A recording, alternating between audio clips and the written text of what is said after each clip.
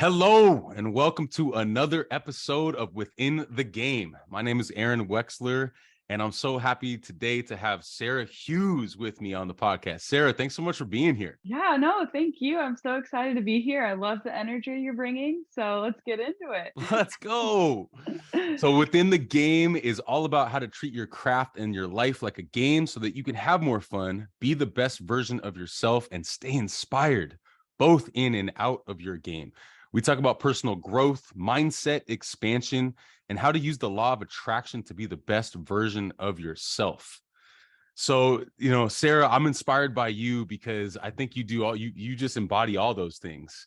And I'm like I said, I'm really happy to have you here. So, your quick introduction. So, Sara, you're a professional beach volleyball player, a Nike sponsored athlete, a 3-time NCAA champion at USC, 5-time AVP champion, 6-time World Tour champion. Let's go. And you're currently getting ready to take off for the World Tour Finals in Doha. You're also preparing for an Olympic run with reunited partner Kelly Clays. Your IG is at Sara Hughes Beach. Let's go, Sara. Let's jump right Thank into it. you. Yeah, let's jump right into it. What does inspired living mean to you? Yeah, I think that's a great question. And it's obviously different for everyone, right? For me, it's doing what I love and going to work every day and waking up and just knowing it's exactly what I want to do.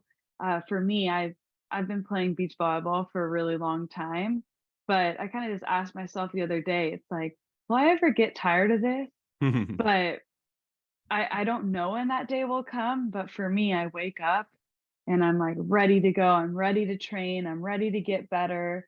Um, and just loving the craft that I play and what I'm doing, but also like maintaining who I am as a person and respecting myself while respecting the game.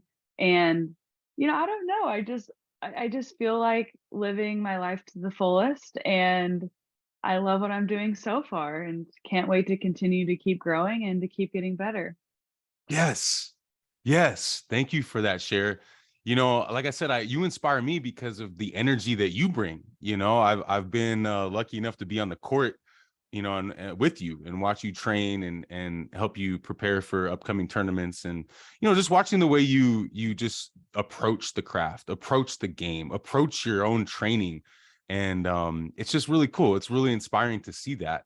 And it just reminds me of an inspired athlete. It's like my whole message that I'm trying to bring forward is this whole idea of stay inspired, and the whole idea of like we're all inspired athletes, but as an inspired athlete, if you identify yourself as that, what does that mean to you? Yeah, like you said, I think it's really important to respect what you're doing, especially as a professional athlete. It's just, I go out on the court every day wanting to get better. And I approach the same way with, my conditioning, my weightlifting, with my trainer. It's just, I'm never necessarily satisfied because I Yeah. feel like there's always so much more to give and so much more to learn every day. And I think, if you're not approaching a mindset of like wanting to get better and also at the same time loving what you're doing, it's kind of like, well, why are you doing it? Mm-hmm. So Yeah. I've tried to find that balance, and it's not easy, especially with sports. I think a lot of young girls could maybe try to learn from this. It's like there's probably more bad days than good days with sports and being a professional athlete. Like Right. you don't always get to be on top of the podium every single time, but it's about what's like, you kind of look at like the iceberg reference of like people only see what's on the top. But like if you look below, there's so much more below, the hardships, the everything you have to overcome, but like it's helped you get to that spot. And Mm-hmm. so for me, if anything bad happens, it's just kind of like, you know what? Could be worse. We're going to learn from this and we're going to get better from it. So I try to approach that where it's like, don't try to let things get me down. I just try to learn from them.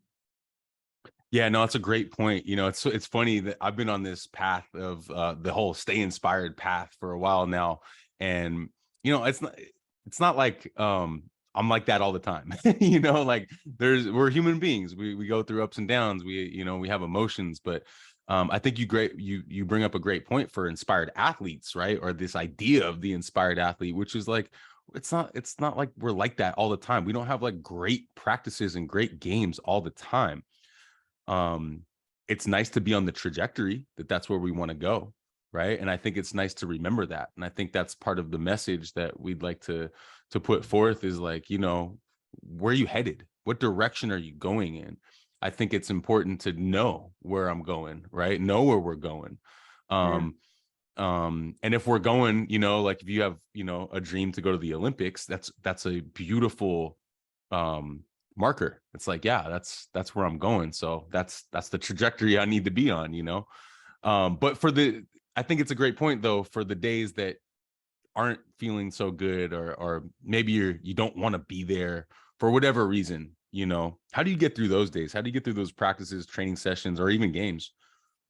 Yeah, no, I mean, it's not easy, like you said, but it's going to happen. We're not perfect, and I truly just try to shake it off, Mm, like, understand that those days, those matches, those practices are gonna happen and just be like, "Okay, didn't really feel right today. I was a little off, but I still got good reps in." Like, I don't wanna approach it where it's like, I know, I'm having a bad practice, but I'm like, "Oh, I'm just gonna give up and just, like, go through the motions." It's like, no, I'm gonna at least try to focus on what I'm doing. Maybe I'm not doing it right, or I keep hitting it in the net, but I'm going for it, and yeah. I'm trying, and just knowing that it's okay to make those mistakes. And, like, same thing during a match. It's just like, I hate watching film on a bad match, right? It's It's so tough. hard. Yeah. It's so tough going back and being like in the moment, like, what were you doing? But I've really tried to be like, okay, now I really gotta watch this and I gotta analyze it, because I can take from what I did wrong and just like kind of get better for the next one. Mm, Um, but I think it's okay to take time, especially maybe after a match, like 20, 40 minutes. It's kind of a time to maybe sulk a little bit, or kind of just get mad and be like, what did I do? Or what could I have done better? And then it's like, okay, I have that time. Now it's over with, and I move on. mm. Because I think that's hard. I feel like as athletes, and I've done it a lot, where you kind of just think, pat, like what happened? What happened? Instead of moving on. So it's like, give your time, give that time. You get 30, 40 minutes, be mad. And then after that time, it's over with. You have to move on. It's a new day, it's a new match. Learn from it and let's get better. Yeah. No, that's great. I really resonate with that. Um, I've heard you in another podcast talk about playing for your grandmother. Now, I would love to hear more about that. For me, that's relatable because sometimes, especially when we're not feeling great, sometimes we think of a family member, or it doesn't even have to be a family, it could be somebody, but we play for somebody else. Could you talk about how important your grandmother was to you, or still is to you, and what Yeah. that means playing for her? Sure. Yeah. I mean, my grandmother is no longer with us, but I just had a super close relationship with her, as far back as I can remember. She was at every one of my tournaments, every one of my games, like since I was 8 years old playing beach volleyball, and then all my indoor stuff. Like she was just always there and my biggest fan, and believed in me so much. And one of my first tournaments I ever played in, she paid the flight, for me to go and play in the Norseca tournament because she believed in my dreams. And so I think sometimes, when I have a really good tournament or I'm doing something I think is really cool, I'm like, "Grandma, I'm doing it. Like, you would be so proud. Like, I wish you were here to see this, but I Yeah. know you're watching." And, um, but I mean, same goes to like my family and everyone that's cheering me down my path right now. It's like they mean so much to me. And even like my sister, my older sister, she's my best friend. And one time she's just like, "Well, as long as you're happy, Sarah, like, even if it's you decide not to play volleyball, like, we still love you." Yeah. Yeah. And I Yeah. think as athletes, we're like really deeply rooted in like the sport we play and we love it. And it's like, you know, we're doing it to like reach a certain goal, but it's like, it's such a good reminder to be like, you know what? Family is always there for me no matter what. This episode is brought to you by new sponsor of the show, Ready Fit Go. Ready Fit Go is a new meal prep company based out of Hermosa Beach, California, and they offer delicious and nutritious pre-made meals that cater to everyday people, athletes, and entrepreneurs. If you're like me, taking time to go to the grocery store to cook and do meal prep in a healthy way can be a challenge. Ready Fit Go provides a great solution to this challenge as they offer over 70 options from hot meals to salads to desserts to snacks, and they offer a wide range of choices for all types of dietary needs. Ready Fit Go is offering Within the Game listeners 30% off their entire menu. Go to rfghealthyfoods.com and use code GAME30. That's capital G, lowercase a, M-E, the number 30 for the discount. Also, if you are near Hermosa Beach, you can check out their store in person to see all their options. They are located at 1025 Pacific Coast Highway in Hermosa Beach, California. Thank you, Ready Fit Go, for sponsoring the episode. Let's go! So if I'm losing or I have a bad match, like I can call them and I know that they're just gonna be like, it's okay, we love you, just keep doing what you're doing. And I think having that kind of support system is so important. And I like can't thank my family and my friends enough for that. Yeah, it's huge. It's Oh, huge. it's huge. Yeah, it's so important. Yeah. Cool. I want to ask you about being a Nike athlete. Um, because, as an athlete myself, I've never really reached the kind of success you've had, but being an athlete, you always kind of think of like, okay, what would that feel like to be a Nike sponsored athlete? And it just kind of feels like the peak of like man, I made it. That's what it feels like for me on the outside anyway. So I was hoping you could break that down. What did that feel like to sign with Nike? Oh my gosh. I don't even know if I can put into words what it felt like. I, Right. I mean, growing up, you see so many prominent athletes with the Nike swoosh on their chest. And um I think for me, I went to a modern day high school who was sponsored by Nike. So I was wearing Nike then. I went to USC sponsored by Nike. So it always felt like home for me. And I always had that goal in the back of my mind. I was like, I want to be a professional beach volleyball player. I would love to be sponsored by Nike. Like that's my number one. I that's what I want to reach. And luckily with the help of my agent and all the time and the work that I put in and dedication, we were able to sign with them, and it was just a dream come true because I think my senior year at USC, I read the book Shoe Dog by Phil Knight. It's like my favorite book because I love business, I love entrepreneurship, and I love sports. I love Nike, so it just kind of like was all encompassing. And I read that book, and then a year later, I signed with Nike, and I was just like, I can't believe this is happening. It's like a full circle moment, and it's been unbelievable. I've the experience I've had with them so far. They're such an amazing company, and they support me wholeheartedly, and I just can't wait for many more years with them. So cool. It's so cool. I mean, just to identify with like the top, apparel brand for athletes in the world, and just to call yourself a Nike sponsored athlete is just a really cool thing. So, congrats on that. And you Thank deserve it. you. You deserve it because like from the outside, what it seems to me is like they look for athletes that embody what they stand for, which is excellence and greatness and the pursuit of those things, right? And you have that. And so it's not, it's no coincidence. And also it's, speaking of the law of attraction stuff, you attracted that, you wore the brand your whole life, growing up playing sports, and then it just kind of fits. So that's really cool. Yeah, I'm very proud and love repping Nike, that's for sure. Yeah. Yeah. Let's talk a little bit about the flow. Yeah, I really love asking guests on the show about the idea of the flow. Um, Talk about what that means to you, and is it something you can practice, or you just find yourself there? What's the whole idea of the flow to you? Yeah, I mean, the flow is a really, really fun place to be in as an athlete. I think it's kind of hard to describe, but when you're in that flow.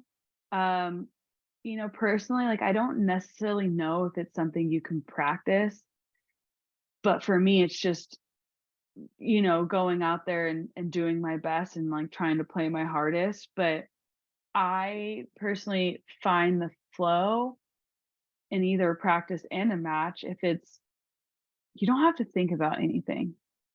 I think sometimes we're like too in our head. It's like maybe you're a little bit too mental out on the court, but like being in that flow state is just like, I know what I'm going to do with this ball.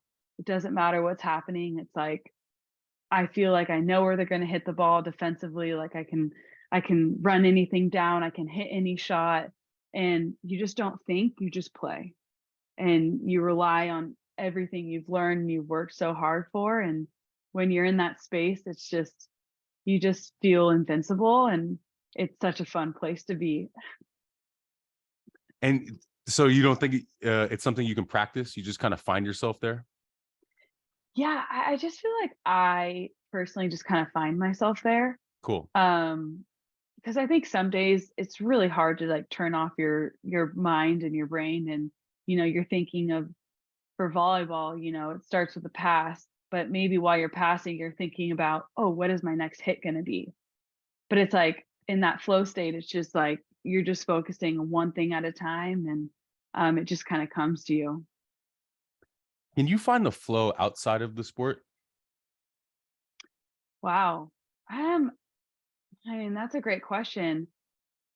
I think you possibly can. Um, I mean, I feel like maybe it's a little different outside the sport, because flow to me, in the game or in the match is just, you're not necessarily going through the motions, but it's just like everything feels right and everything's there. Whereas when it comes to, outside of the game, it's like I maybe not want to be in a flow state as much, because I feel like sometimes then you're maybe just going through the motions and you're not taking time to appreciate like the little things. Hmm. Okay. So yeah, for me, I mean, maybe you're in that flow when everything's going right and you're happy, and life's moving like towards your trajectory point. But for me, I don't know. I just think maybe, like I said, you kind of take a little bit more time to appreciate things and letting it just like kind of pass by. Yeah. Yeah. That's cool. Mm. That's really cool. I think that's a good segue to focus, because I want to ask you about mindset and focus, and how all that plays, together, plays a role together. Let's start with this. When I was on the court with you and I was playing with Ty Tramley, shout out Ty Tramley, my Yes, guy. love Ty. Yeah, yeah, we love you, man. When we were on the court, Ty and I have been able to train with some very high level athletes like yourself. There was only one other time that I've felt a similar focus, which was with April Ross, and that was before the Olympics with her and Alex Kleiman. But you have a very similar energy on the court when it comes to focus. You get locked in, which I think personally allows you to find the flow, that ability to focus, lock in, let all the stuff outside of the game go, and just get into that focused mindset, which is difficult. I think that's a skill. Talk about that. Talk about how you find that, how you create that focus for yourself, which ultimately creates mental toughness, right? Sure. Well, thank you. I appreciate you, referring me to April Ross. I mean, she's one of the best. So, and she's known for her grit and focus. So, I mean, I appreciate that.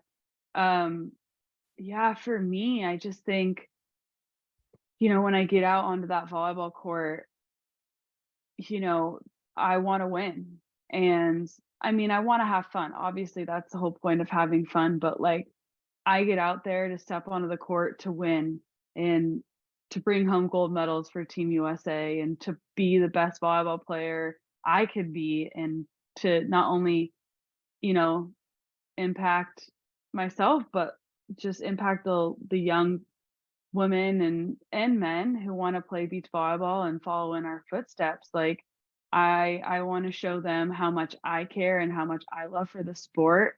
So when I get out there, it's just I'm locked in and I'm focused on what I want and what my goals are. And the only way of getting those are to step on the court and to win. Um, Yeah. but I also, I try to approach every practice, every game, every match like that. I think it's important to not, let the little things pass by because it's like to be in the present moment. You want to focus on that because it's going to make you better.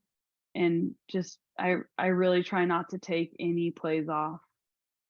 Yeah. No, okay. So this is good. Let's get into that a little more because this is something that's taken me a long time to try to get to. I feel like I've recently been able to get there more, and it feels really good because if you commit to the present moment, like you're talking about, that's when you can start experiencing the flow. I feel, but let's talk about getting into that focus, right? Because for me, it starts with an intention. So you get to practice, you get to your training, even in a game, you're like, okay, I'm going to treat every single moment like it's kind of like my last moment, right? Like, and then not just that, but like I'm gonna like get so aware of what's going on.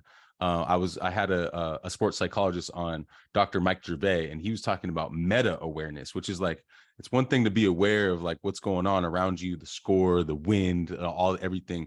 Meta awareness is like the idiosyncrasies, right? Like you're so locked in on your breathing, like the spacing of you and the ball and the but like talk about some of the small things. And even I would like you to talk about some of the time in between points, because that's valuable time. That all that time adds up in between a game. Sure. Yeah. I mean, it's important to focus on the little things. I think, one thing you brought up is breathing. It's so important. And even recently, with my trainer that I've only been working with for probably like maybe 5 months now, Mykel Jenkins, I am breathing constantly while working out, and I kind of found like a new it's just crazy, like, I never obviously, we're always breathing in everyday life, but it's like when you intentionally breathe, it really helps, and so out in the match or during a game, it's just like it's so important if you find you're, like, heart racing or you're nervous, it's just like, just take one deep breath, just focus, take a deep breath. It's almost like a reset. Hmm. I think it's important to reset during the little moments and Um, even before going back to serve, like I have a little routine. Most volleyball players do, but like I have a little routine I do that kind of just like sets me and gets me in the ready mode. It's like, okay, this is my routine. I'm ready to go. Even for beach volleyball, it comes down to like doing a handshake with your partner. Kind of getting in the zone. Uh, for me, before I pass, I just want to. I sometimes I just gonna. I just say one pass, just pass, because it's like you don't want to focus on too far ahead, just one pass. So I think just little things like that. I don't know if that resonates with everyone, but for me, it's just taking that time to refocus and keep going after it. Yeah. No, I love that.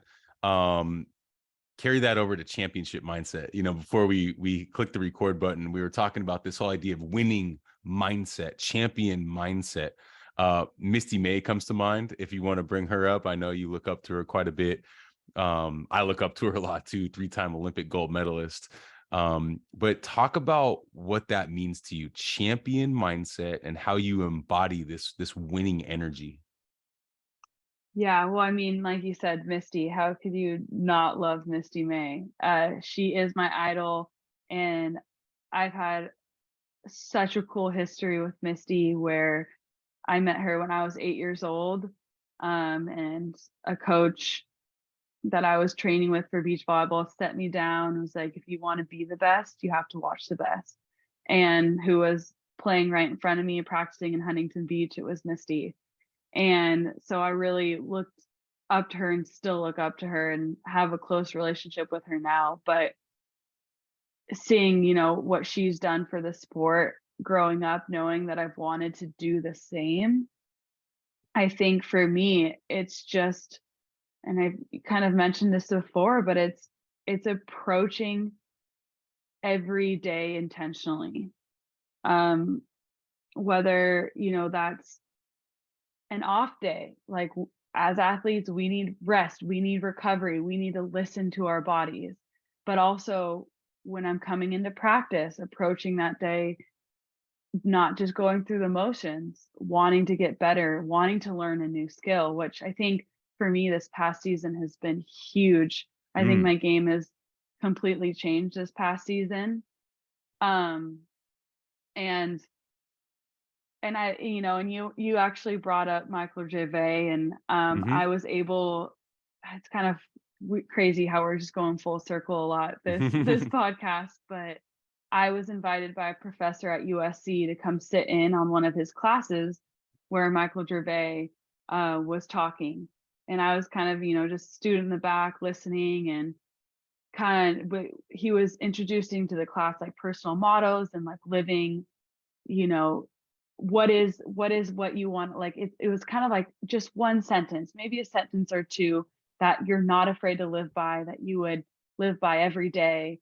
And I remember writing down in my notebook, like I wrote it down right away. And he was like, does anyone want to share their mantra or their motto? And like I raised my hand right away, and I wasn't in the class, but I was like, I feel very comfortable saying this. So he had me come up in front of the class, and for me it was win the same way you lose, with respect and integrity.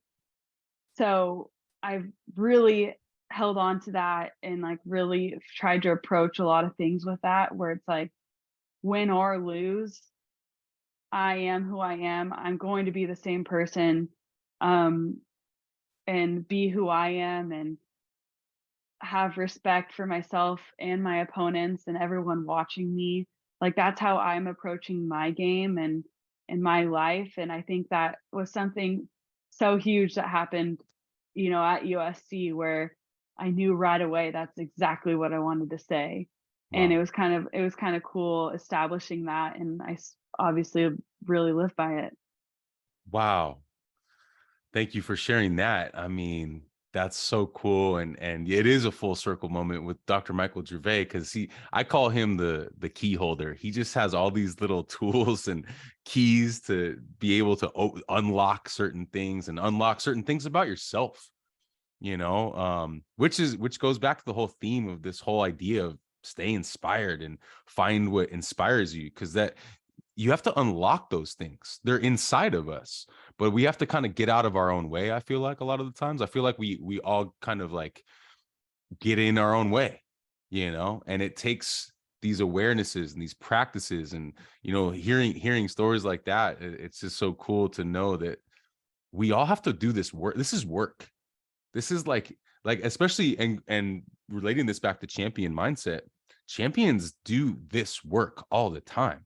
This is like a constant work on yourself, a constant, um, sharpening the axe, right? Keeping the mind sharp, and keeping your intentions not just focused on winning. This is my opinion, not just focused on winning, but actually heart based. Like you said, like I'm gonna know that I'm just grateful and inspired by my whole experience around me, whether it's my opponent, my teammate, my opponent, my coaches, all the people watching me. Like I'm in this, and it feels so good to be in it, right? Oh yeah, I mean, you're spot on. I'm like, I have these goals, and no one's going to get in my way of trying to achieve them. So it's like I'm in it. I'm focused. I'm ready to approach every day to eventually get to that goal. Like that's what I'm here to do. And obviously that it is this goal for me to get to the Olympics, and I want to win a gold medal, but also at the same time, impacting others and other people in my life and still maintaining who I am. I'm obviously an athlete, but I'm also so much more than that. So like Right. remembering that, but heck, I am on a mission and I want to win and I want to Yeah. get to that point. So nobody stand in my way, because I'm ready to get to it. Yeah, no, I love that mindset. Talk a little bit about emotional management as you go through this journey, especially going on, going on this Olympic run and getting ready to, do the whole world tour. And, it's, you got to, and relate it back to champion mindset, right? Because the best champions in the world are able to control their emotions, or not just control them, but make them useful, right? I actually want you to talk Yeah. about that because since we were talking about Dr. Mykel Gervais, I think he would say your emotions are great. You got to use them. It's not just I think the old school mentality for a lot of athletes is like no emotions, just win, just execute. I think the new school mentality is like no, your emotions are there, It's how you manage them and how you make them useful. Sure. Yeah. I mean, it's how can you ignore your emotions, right? I mean, kind of taking it back a little bit, I was, trying for the 2020 Olympic Games and, was making a pretty good path to them, but my partner got injured and couldn't play anymore. And at that point, it was too late for me to qualify with anyone else. And then COVID hit. And so for me, it was pretty devastating and pretty heartbreaking because I was almost to that goal potentially. And Right, then it was just taken away. Like there's nothing I could do. right, And I, for me, like it was so, so hard, but I approached it. I was just like, okay, this happened. It really sucks. Like it's going to be really crappy to watch it and not be there, but what else can I do? I can quit or I can just shut it out, know that it happened and get back to work. So that was a huge thing for me. It was just like I still have this goal. That has not changed. There yeah. will be more opportunity for me. So I kind of used it as a source to just fuel the fire even more and just keep going and keep working hard and um and I know good things will come if I just keep working. And now, like you mentioned earlier, I'm reunited with Kelly Chang, and we're making a run for Paris, the 2024 Olympics, and it's not going to be an easy journey.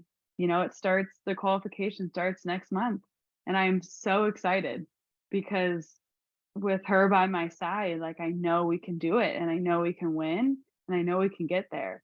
So right now, I think a lot of emotions are happening where I'm like really excited, maybe a little bit nervous because it is all starting next month, but for the most part it's just like I'm just ready to work and I'm ready to go. I'm like I just feel so ready where it's like put any team in front of me and I want to beat them. I love that mindset. I do want to get into what's coming up next, but I just want to go back a little bit here. And this is a tool that I've recently used for my own life, which is called anchoring.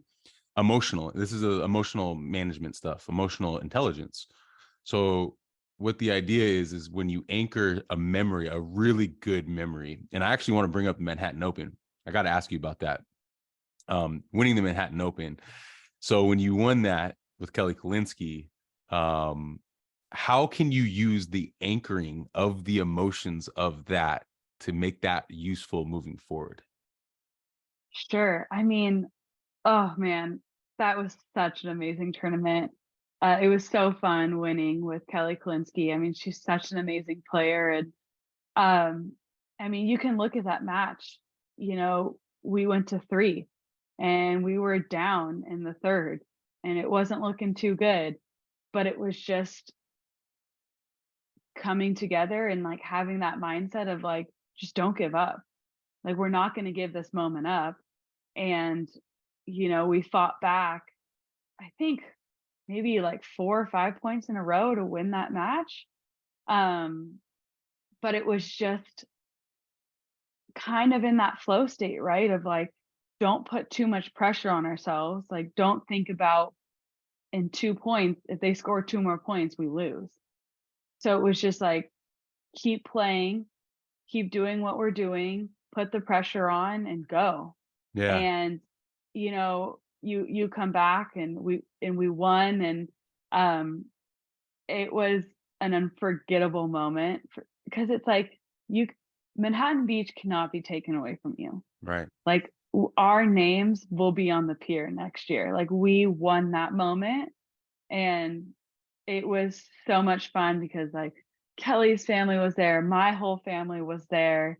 It's just one of those moments that you'll never forget as an athlete. And like you said, you can pull from that moment of on a bad day, but it's like, okay, this is a bad day. I might not be playing my best, but look what I can achieve as an athlete. And like, look at what I did this past season. It's like the most, like the longest standing history tournament. Yeah. Misty has her name up there, Karch Yeah. Cry, like Yeah. anyone who's anyone is on that pier, and you are now on that pier. So Like, cool. can't forget about that one. No, no. And like you said, you can use that if you're ever down in the future in a game, you can be like, oh, I know how to come back, right? I know how to do it. I've Oh done it yeah, before. Right. for sure. I think Yeah, that's really I've done it relatable. before. Exactly. It's just Yeah. like I've done it before. I can do it again. Doesn't Yeah. matter. Yeah. I love that. I have a couple quotes here from some of your old coaches, but before we before we get there, I actually wanted to go back because you mentioned Mykel Jenkins, and I wanted to ask you about his name. It just keeps coming up, and it's cool to hear about how champions are finding ways to evolve their training regimens. Talk a little bit about him and what you do off the court to prepare you for on-court performances. Oh man, how do I talk about him? He is probably the best thing that's happened to my career, to Wow. be completely honest. I was introduced to him by Kelly Klinsky. I'm forever grateful to her for that. I went into his gym knowing not really knowing what he did, but like seeing some clips of like what he was doing with athletes. And I had actually once told my trainer that I'd been working with in the past, like I would see, Kelly Klinsky work out, and I'm like, oh, I love that. I feel like my body would just like adapt really well to that. And when you say And that, what do you mean? Like, like just unpack that. Yeah. just sorry, kind of like the way he approaches workouts and exercises. Like I would just see some of his athletes, working with bands and how Yeah. explosive they were and how they Right. looked on the court. So I kind of saw that and was like, man, I just think it would work really well with me. And lo and behold, a couple of years later, I'm in his gym, and I think we clicked right away. Like Yeah. I trusted him right away, and he it's hard. It's hard work. It's probably the hardest work I've ever done, getting in his gym and doing his workouts. And um but he has big goals in mind, and I have those goals, and we just work together. And the way he's helped my game and helped transform the way I look and how more explosive and how my quickness is different with him. um it's really fun, like as an athlete, when something works for you. And he applies it. He really specifically looks at the game and tries to incorporate everything from the game into the workouts, which Yeah. not many people do. Right. So um I'm just forever grateful for him. And like there's no way I'm like, he is the one that I'm going to be working with for the rest of my career. Yeah, that's so cool. I'm friends with John Hayden, and I remember when John Hayden started working with him. I think he's the one that kind of found him, and then Tri Bourne started working with him, and Emily Stockman, and all these people started going to the dojo. And you look at their results. I mean, everyone I just mentioned there is winner. And especially Tri Bourne. Tri's had so many things, so many setbacks to get through physically. And now he's the MVP, right? And it's obviously an Olympian too. But Mykel, if you're listening to this, I want to get you on the podcast because your name just keeps coming up, and you're obviously doing something great in the dojo. So that's really cool. So okay, building on the support system, let's talk about your coaches. Now you've had like some amazing coaches to help you, through your journey. Specifically, there's three that I reached out to before this show. Let's start with Jose Loyola. I'm going to read you a little bit of a quote that I got from him about you, and then maybe you can respond. Okay. Okay. All right. This is from Coach Loyola. Sara was the easiest player I've ever worked with. She is dedicated and committed to the process. She has been through a lot the last couple of years, but maybe it was necessary for her future because it made her stronger. I am certain it will help her with her ultimate goal, which is to win the Olympic gold medal. I'm really happy with her recent successes. I'm glad her and Kelly have partnered back up. It's all about timing, and this is their time. Oh, Jose.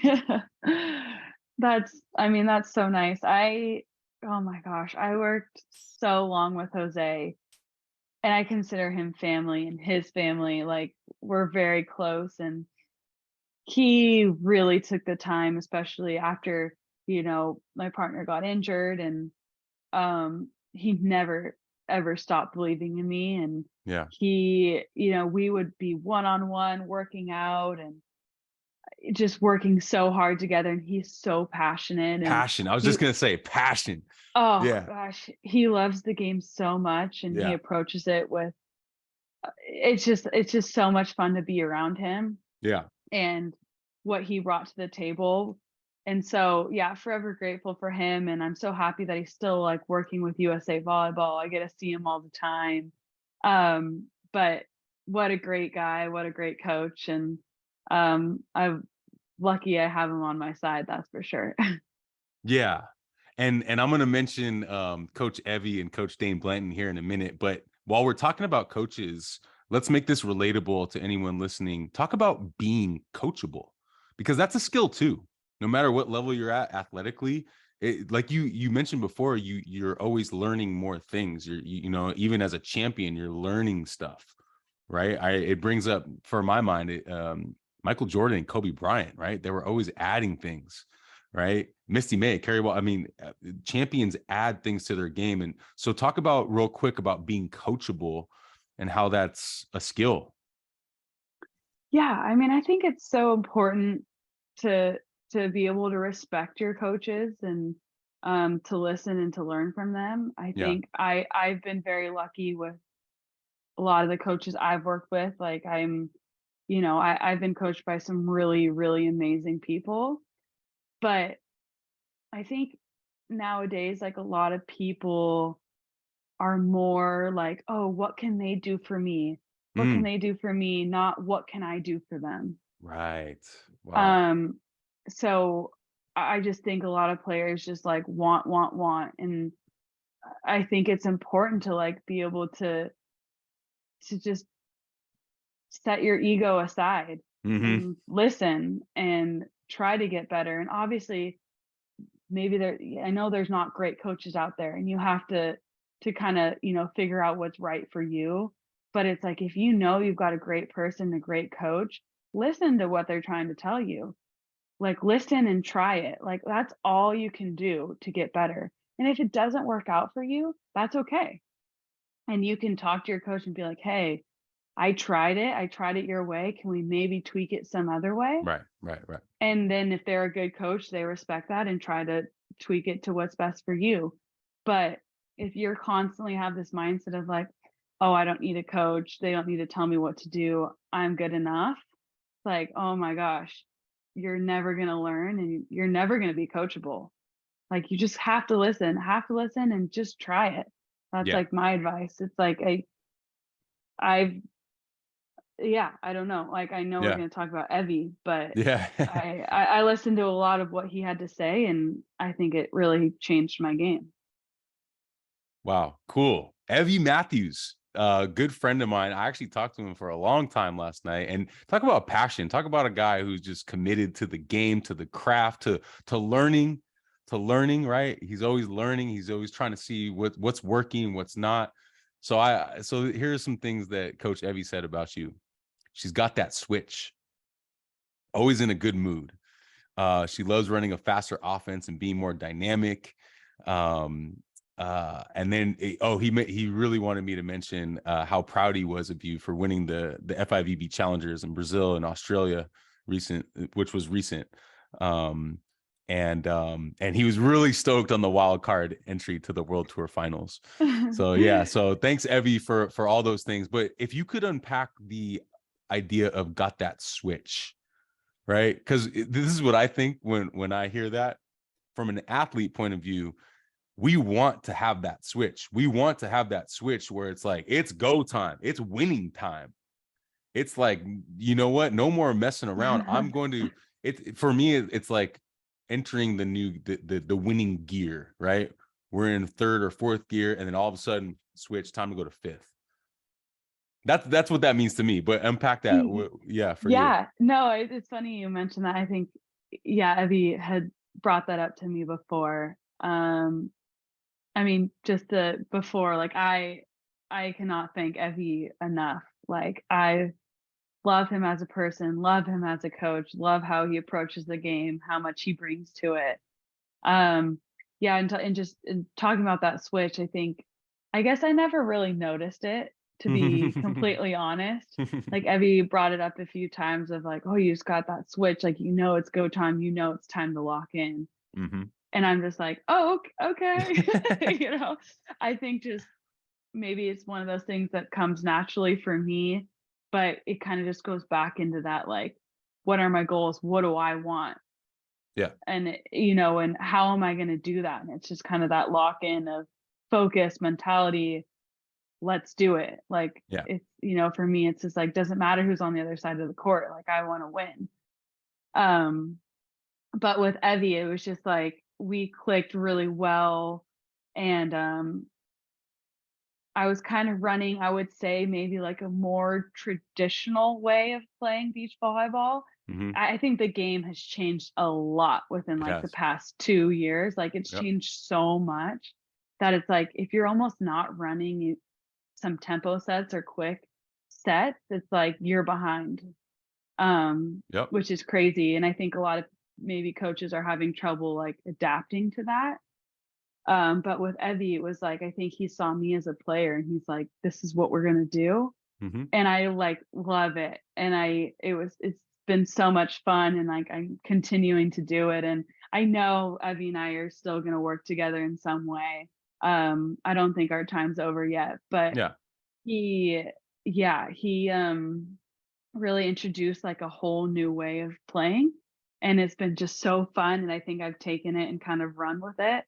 And I don't know. I mean, I'm sure you've watched a little bit, but it's just a little bit faster and Oh yeah. I love it. Oh, it has to be faster. Like you said, if it's not faster right now, you're going to be behind. I mean, working with youth, we're teaching that. We're teaching tempo sets and shoot sets and back sets and faster offense and more fun offense. You have to have fun with this game.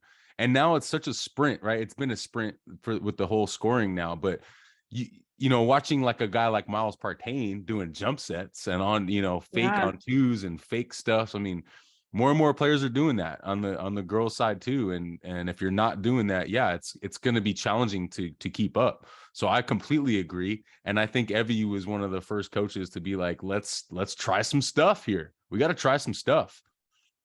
Yeah, no, seriously. I think if you're not trying out new things, if you're not watching the game and watching it evolve, you're just like, no, I'll just keep doing my thing. Man, you're going to get far behind. Yeah. Yeah. Okay, last coach I want to bring up is Dane Blanton, another friend of mine and an Olympic gold medalist. And I was asking him about you, and he was your assistant at USC, Yes. right? Yeah. So he said that she's one of the fiercest competitors. And he brought up this story about the alumni game at USC, where you really, really wanted to win in just like kind of a fun alumni game. And I think you got a little emotional after. And he really respected that because alumni games are kind of Yeah. fun. You just kind of hang out, but to Yeah. see that fire in just like a little exhibition, he mentioned that, and I really like that. And then also he mentioned 103 consecutive wins with, I said Kelly Clays, but yeah, Kelly Chang, with Kelly Chang. 103. That's Yeah. that's huge. I think he said that that record may never ever be broken. So I mean that's a lot, Sarah. Yeah. Oh, Dane. I love Dane. He's such a great guy. Oh wait, Yeah, I and mean, wait, sorry. oh, And then she's poised, classy, and professional. I wanted to make sure I got that in. oh, thank you. Oh, Yeah. he's so nice. I mean, okay, to be fair, that alumni game, like, come on. Our alumni, we were playing April Ross and April Susie Ross. Rango was the partner. So I think too, like like in that moment, it was like a goal of mine to like prove to like, those two pro players across the net that they like they should fear me because Yeah, right. I was like, I'm next, like I'm coming for you kind of Yeah, mentality. So totally. I think in that moment in that alumni game that I just really wanted to prove myself. So that's funny he brought that up. I love it. Um yeah, yeah, so Kelly Clays at the time, now Kelly Chang. Yeah. Um yeah, we were, very successful at USC. Um and 103 wins in a row. And I actually didn't know this, but one time the PR, the marketing guy sent me kind of like all the stats at USC. And I was just kind of looking at it one day. And from my freshman year to senior year, I actually also like never lost a tournament. Let's go. And I was like, I never realized that. And I was like, Let's oh wow, go. that's like pretty cool. Like Dang. individually, right? Like individual tournaments with just you and your partner. So um I don't know. I guess kind of just entering that flow state, of like Yeah. just going and not just keep grinding, don't stop. Um, but I mean, it was hard too because like I think when we got to that 100-0 point, you kind of felt the pressure because it was like it was happening, right? And it's never happened and for beach volleyball collegiate like 100-0. But I think it was also a time to just be like, reality check, just take a deep breath. We're still playing volleyball. Nothing changes. Just pass the ball, but I think sometimes all those like emotions can get caught up, but it's Yeah. just like you said, like let's control it and like let's use it to our advantage rather than like let it overtake us. So I think that was really special for Kelly and I to have that in college, and then us breaking up for a little while and getting better individually and now coming together. It's really fun to like have that history of like a lot of success in college. And now let's bring it together and put it on the world tour. Yeah. Okay. That'll be our next topic. But I also wanted to make sure I mentioned, because I didn't know this. In your intro, I said you won 3 national championships. Dane told me technically it's 5 Yeah. because 3 as a team, 2 pairs, right? Yes. Yeah. So 5. Let's go, Sarah. I Yeah. mean, that's A lot of awesome. people, a lot of people, I don't know if that's, yeah, but the 2 pairs, like, I mean, they count, but yeah, a lot of people say 3 time, but yeah, I won one with Kirby Burnham my freshman year, Yeah. and then Kelly our sophomore year, and then they got rid of it my junior and senior year. You should have told me in the beginning, like, actually, it's No, it doesn't. like It's all Kobe. right. Remember when Kobe? Yeah, I have all the rings. Yeah. Yeah, Come on, I'll show you the rings to yeah, prove yeah. Right, right, it. right. No, that's amazing. So yeah, that I just want to make sure that was cleared up right there. Okay, Thank you. so moving forward here, Sarah, like you mentioned, you're reunited with Kelly Chang, and you guys are kind of maybe one of the front runners for the United States right now. I want you to talk about what your mindset is like moving forward into this. It's not a quad anymore. It's really just this 2-year sprint coming Sure. up here. But before you do that, could you talk about, you mentioned pressure. Again, I want to make this relatable for anyone, because not everyone's going to be Olympic hopefuls, but I think we can all relate to pressure and the idea of pressure to perform. You know, you've obviously been in big arenas. You've had a lot of people watching you. You've been in the spotlight, Nike sponsored athlete. You know, you know how to deal with pressure. But was there ever a moment where you're like, man, the pressure to perform is a lot right now? Which I think a lot of kids deal with, right? Because you know, Yeah, like the whole Instagram world and like how's this gonna look? How am I gonna, you know, like talk about that before we get into the Olympics stuff. sure. Yeah, I mean, I think that's been like a developmental thing for me, dealing with pressure and knowing it's there. I mean, uh, yeah, I mean, you get pressure in everyday life, right? Right. Not just in sports, but for me, when you step onto the court, I think there is a lot of pressure to perform, to do well. And I think for me, it kind of lines of like trying to be like too perfect, of like, oh, this has got to be perfect. I got to look perfect. I got to play perfect. But it's just like, okay, that does not exist. Like, I think for me, which helped me, I think within like the past year, is like knowing who like my inner circle is, and like those people who love me no matter what, who I trust with everything, who have my back.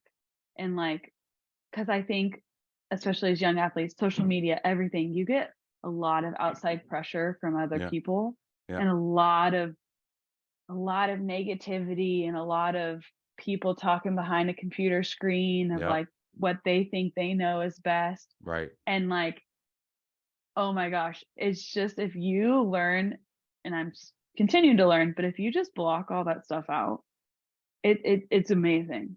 It's just like, those people don't know who I am. They don't know how hard I work. They don't know what I've been through.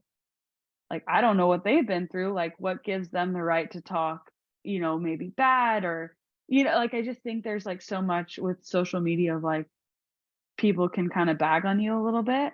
So how, But Sarah? How do you block that out? Like if you see some bad comments or you see some DM, you know what yeah, I mean? Like how do you um, just forget about that stuff? yeah, I actually just a lot of the times don't look. Okay. There's a lot of like, even I know there's a lot of positivity too, and like, Yeah. I appreciate everyone who reaches out, and Yeah. I think it's great. Like, it's really nice, but at the same time, it's like, it people are gonna be mean, people are gonna be Yeah. rude. It's gonna come up. Like, Right. it's just gonna come up. It's inevitable. But like, knowing that it's okay, and just kind of being like, okay, all good. Like, Cool. I like that. it Yeah. just kind of like, guess what? I don't know you. Like, I'm gonna go over and hang out with like my friends, and like, they're gonna spread positivity, and like, and of course, like, everyone and as an athlete, when you don't have a good game, you don't need people to tell you. It's like, oh yeah, I didn't play my best there, but you know Yeah. what? Learning moment. Yeah. Um, so I don't know if I got a little off track there, but I think that comes with like pressure of just being like, you know what? Yes, I know I want to win. I want to win more than anybody out there. But like my sister said, she's like, we're gonna love you no matter what. Yeah. Like, we are more than athletes. Like, we really are. Like, yes, my whole world, a lot of my world revolves around that, because I love it so much and I want something so badly. But there's a lot more to it. There's Yeah. there's a lot of there's a lot more to life than just playing volleyball. You know what comes to mind when you say that stuff is the idea of reframing. Reframing is you take something, maybe let's call it a bad comment, and you reframe it to make it useful for you. Sure. Right. Yeah. And I think that's a really cool tool because I think a lot of times we can get stuck in a bad comment or a bad person or an energy and we're like, right. And I think the tool is reframe. Oh, this is happening for me. I can use it. I can make it useful. I can add it to my fire, like you said. Right. And Sure. Yeah. I think that's great. Like, oh, this is fuel. This is fuel to my fire. This is useful. Thank you. Right. And that's a reframe of something maybe quote unquote negative to now it's a positive. Now it's fuel for me. Sure. No, I completely agree. And I think it's also important to like, especially for young athletes, to just like kind of figure out who you are. Mm-hmm. Like, don't let other people determine who you are and what you believe in and like what your goals are. It's like, that's personal, and there's gonna be people that help you along the way, and there's gonna be people that try to drag you down, but it's ultimately what you want and what you set your mind to do. So just Yeah. in hard times, remember that and remember who you are. And like I remember my motto, and it's like, yep, that's who I am. That's how I'm going to approach it. I love that. That and it really makes me want to ask you about mental health. That's a kind of a big thing right now in the landscape of athletics and society itself. How do we stay mentally healthy, Sara, as athletes? And you mentioned I'm more than an athlete, the idea of identity is coming up. My identity, I'm more than an athlete. Um, Tie that in with mental health. How can we stay like mentally healthy right now? Sure. I mean, I think it's just, I mean, that's tough. I mean, everyone goes through things differently. And, I can credit my family a lot to like how I approach my mental health of, how supportive they are and, how I know they always have my back. And I know people don't have that. But I think it really is just, like asking for help when you need it and Sure. trying not to go through everything alone.